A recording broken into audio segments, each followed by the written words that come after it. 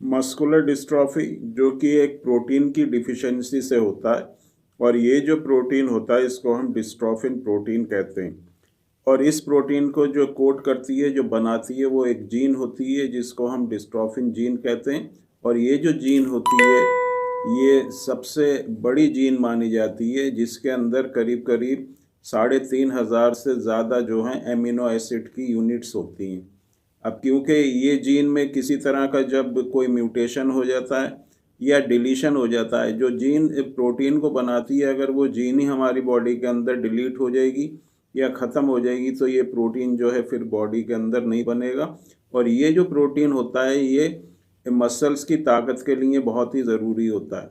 जो हमारी मसल्स में पावर होती है, जो हमारी मसल्स में कॉन्ट्रैक्शन और एक्सपेंशन होता है, हमारी मसल्स जो है अपना काम करती हैं, वो उसको स्टेबलाइज करने के लिए, स्टेबल रखने के लिए डिस्ट्रोफिन प्रोटीन की ज़रूरत होती है। और जब ये प्रोटीन बॉडी के अंदर ख़त्म हो जाता है या नहीं बनता है या कम बनता है तो मसल्स वीक हो जाती हैं, श्रिंक हो जाती हैं, सिकुड़ने लगती हैं, सूखने लगती हैं। जो इसी को जो है मस्कुलर डिस्ट्रॉफी कहते हैं। तो इसकी जो कॉज होता है वो प्रोटीन की डिफिशिएंसी होती है।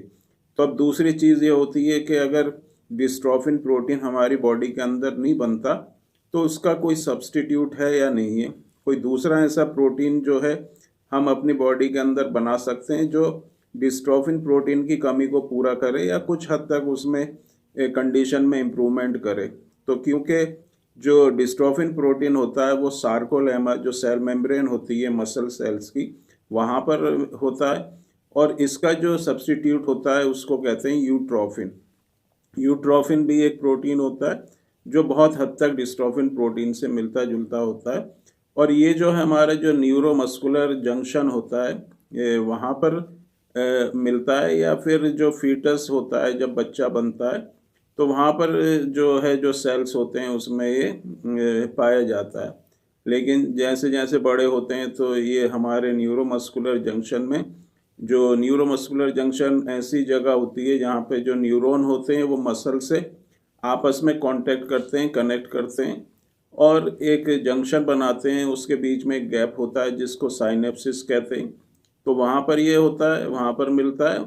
और जब ये मस्कुलर डिस्ट्रॉफी की प्रॉब्लम जिन लोगों को होती है तो ये सेल के जो सार्कोलेमा होते हैं वहाँ पर ये पहुँच जाता है। तो इस प्रोटीन को जो है हम इसकी जो सिंथेसाइज है, इसका जो प्रोडक्शन है बॉडी के अंदर बढ़ाएं, जिससे मसल्स में हमारे ताकत बनी रहे, मसल्स में स्ट्रेंथ बनी रहे।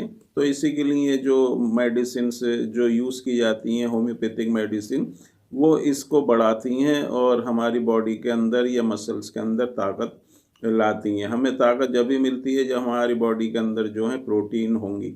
ये तो हमारे मेडिसिन से हम किस तरह से इस प्रोटीन को इसका जो है प्रोडक्शन बढ़ा के और मसल्स को ताकत दे सकते हैं। दूसरी चीज़ जो है, कौन सा ऐसे फूड आइटम है जिसमें हम प्रोटीन हमें मिले और हमारी मसल्स में ताकत रहे। तो इसमें जो दूध, अंडा और मीट, ये 3 चीज़ें ऐसी होती हैं जिसमें सभी एसेंशियल एमिनो एसिड्स पाए जाते हैं। तो जो लोग इन चीज़ को यूज़ करते हैं, दूध आप लें, अंडे का यूज़ करें और मीट का यूज़ करें, मछली, फ़िश ख़ास तौर से मछली जो होती है उसको यूज़ करें। जिन लोगों को मस्कुलर डिस्ट्रॉफी है तो इस तरह के आप फूड लेंगे तो आपको जितने भी एसेंशियल एमिनो एसिड्स होते हैं वो आपको इन फूड आइटम से मिलते हैं। तो मेडिसिन्स के साथ में अगर ये फूड आइटम भी अगर आप इंक्लूड करेंगे तो बहुत अच्छे से आपकी जो मसल्स हैं उसमें पावर आएगी, स्ट्रेंथ आएगी।